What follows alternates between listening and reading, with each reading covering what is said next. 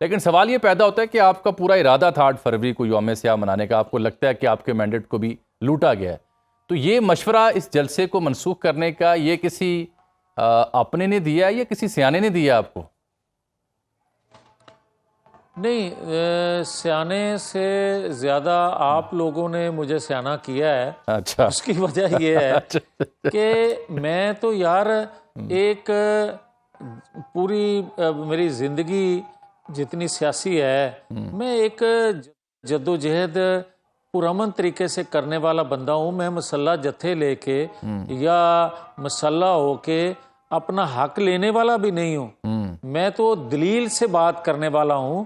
تو اگر مسلح جتھوں کے ساتھ ہمیں جوڑ دیا جائے یا اسی طرح دیکھا جائے کہ ریاست کو وہ بھی نقصان پہنچانے والے ہیں اور کل کو ہمیں بھی کوئی تاریخ میں ان الفاظ سے یاد کرے، تو وہ میں کم از کم مناسب نہیں سمجھتا۔ بہت اچھی بات ہے میاں صاحب، جہاں تک آپ پی کے کچھ حلقوں کا اور وہاں کا جو منظر نامہ ہے وہ اپنی سیاسی رائے کے مطابق بیان کیا، جو کہ آپ کی اپنی سیاسی رائے ہے، وہاں پہ ایک فیکٹ ہے۔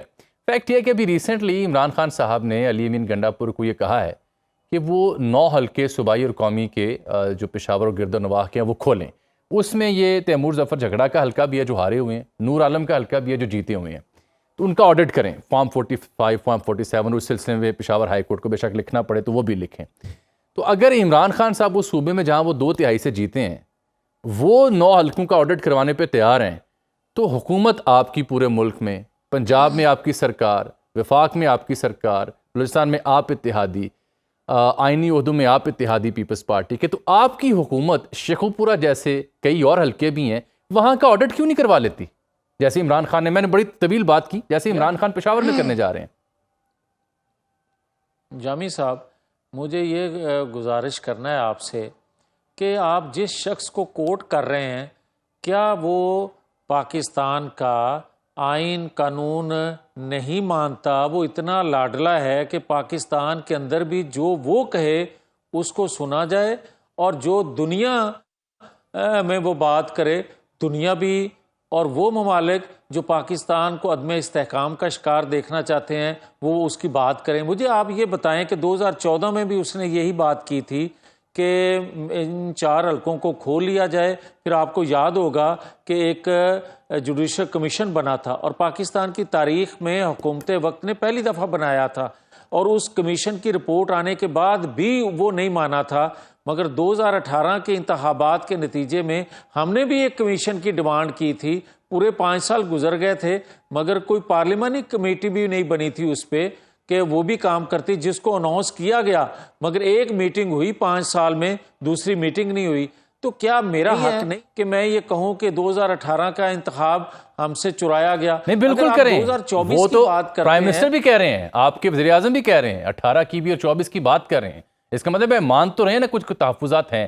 لیکن میرا سوال یہ ہے کہ اگر وہ اپنے صوبے میں کچھ حلقے کھلوا سکتے ہیں یا ان کا آڈٹ کروا سکتے ہیں تو حکومت آپ کی ہے، آپ شیخوپورہ کے حلقے کی جانچ پڑتال کیوں نہیں کروا پا رہے؟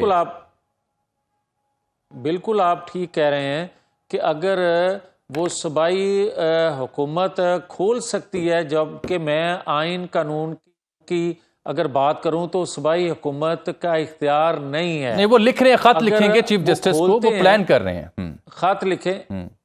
میں وہی تو عرض کر رہا ہوں نا جامی صاحب، اگر ان کے خط کے جواب میں وہ حلقے کھلتے ہیں تو میں تو چوک میں کھڑا ہو کے دھرنا دے کے کہوں گا کہ پنجاب کے اندر بھی پھر جہاں فارم 47 بکا ہے، اور یہ بات میں نہیں کہہ رہا، یہ شہزاد اکبر جو آج بھی پی ٹی آئی سے منسلک ہیں، پی ٹی آئی کے اندر ہی موجود ہیں، وہ بھی کہہ رہے ہیں کہ جاوید لطیف کے ساتھ زیادتی ہوئی ہے۔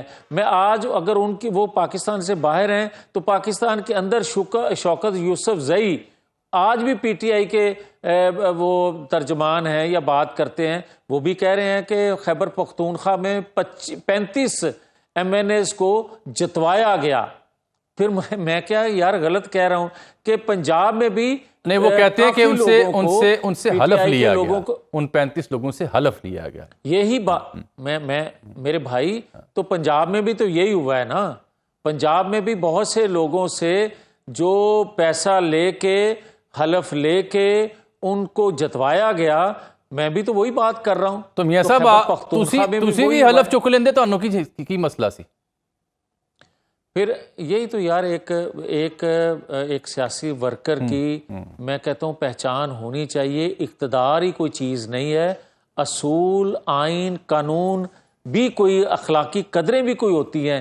جو کہ آج بات کرتا ہے نا اڈیالہ جیل میں بیٹھ کے کہ میں آئین قانون کی بالادستی کے لیے جیل میں بیٹھا ہوں، خدا کرے اگر ایسا ہوتا تو سب سے پہلے میں اس کے ساتھ کھڑا ہوتا، مگر ایسا نہیں ہے.